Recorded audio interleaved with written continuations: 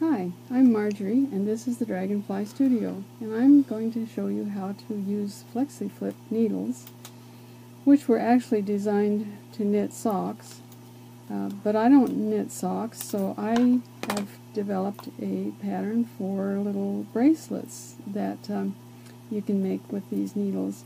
And the beauty of it is, with FlexiFlips, you don't get that little pull apart place that you get with 4 needles. You get this little space that doesn't fit together very well. And with FlexiFlips, you don't get that. You can't tell where they're joined at all. And they can be made from scraps of yarn that you've accumulated. And I know every knitter has little ends of yarn that you don't know what to do with, and the colors really don't coordinate for stripes. But it takes just an walnut-sized ball to make at least one, sometimes 2, of these bracelets.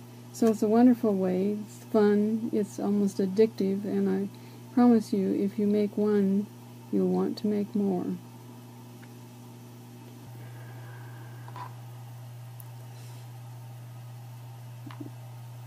For an average size bracelet of about a 6 to 7 inch wrist, you're going to need a amount to cast on which is probably about 42 inches. So just guess here. I use a long tail cast on because it's neat and tidy and it gives a good edge. You can use any kind of a cast on, but remember that the needles are slippery and the cast on makes a nice firm edge. Now, rather than to have you just watch me cast all these stitches on, I'm going to speed ahead and resume again.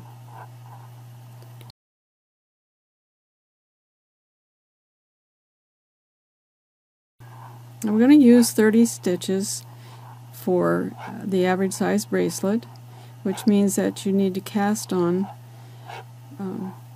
2 needles, 15 stitches on each. So let's see what we have here. 2, 4, 6, 8, 10, 12, 14, 15.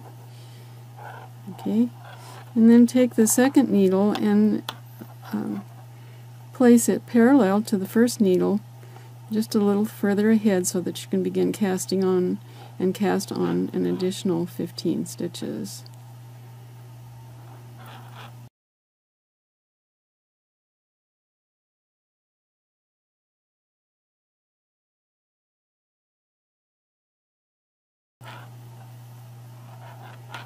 Okay, let's see if we have the right number. 2, 4, 6,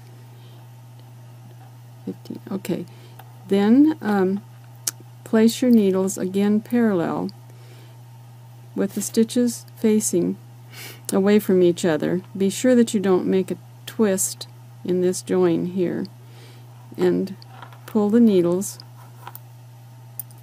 again parallel down to where your working yarn is. Take your third needle and begin to knit on the left hand needle, and be sure that your tail is out of the way and doesn't get knitted in.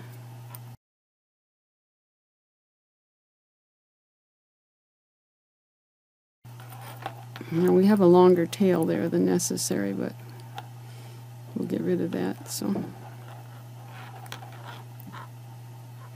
now it's a little bit fiddly to get started, but once you've done a row or 2, it'll get easier.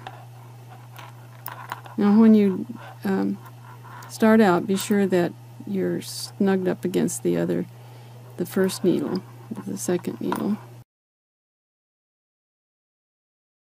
and just pull forward your right hand needle so that it gets out of your way, and knit all the way down to, without splitting your thread, down to the end.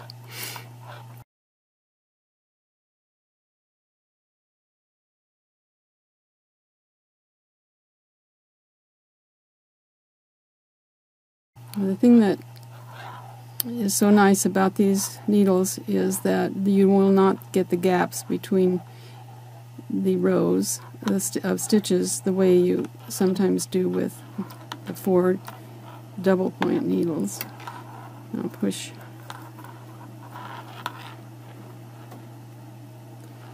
Always working on your left needle. Begin with them parallel again and snug up that first and second stitch. Just tighten it up. And at first you will see a gap there as you work the first few rows, but eventually it will tighten up, and when you get finished you're going to have a nice tight join there that won't show any kind of a gap.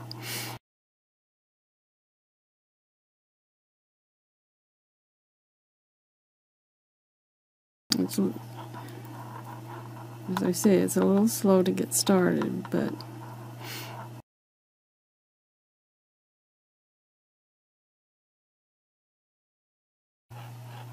once you've gone around a time or two, it'll go really fast.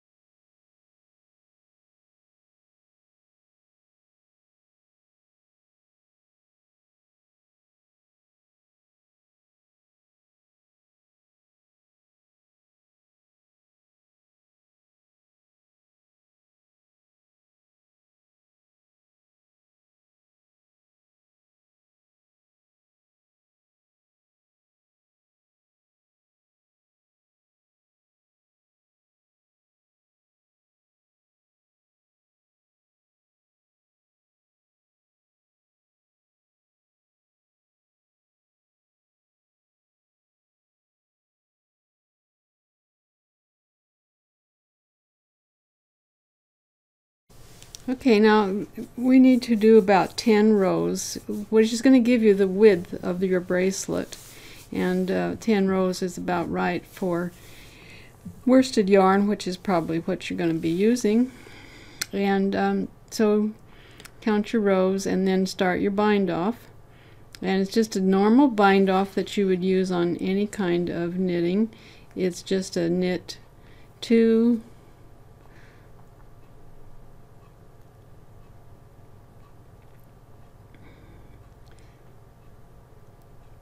and slip the first stitch over the second stitch, and just continue that way, knitting 1, slipping 1, until you have bound off all of your stitches.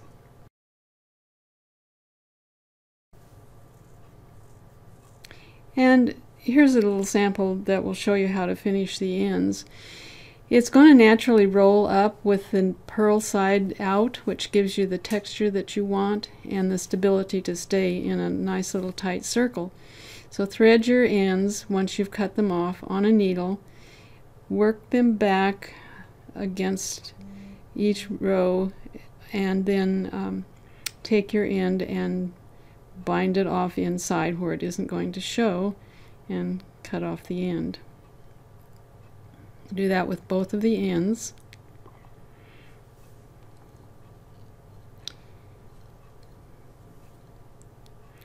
And your bracelet will be done. You don't have to do any further sewing or anything of that sort. You just put it on and wear it.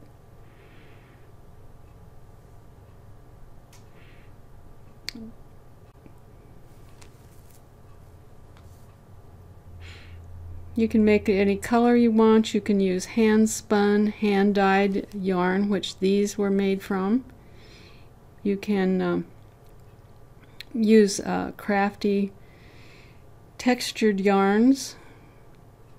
You can add beads. These beads don't show up very well because they're white on a white background. But any kind of leftover yarn that you have just works just fine, and you can make them small or you can make them larger, and they're addictive.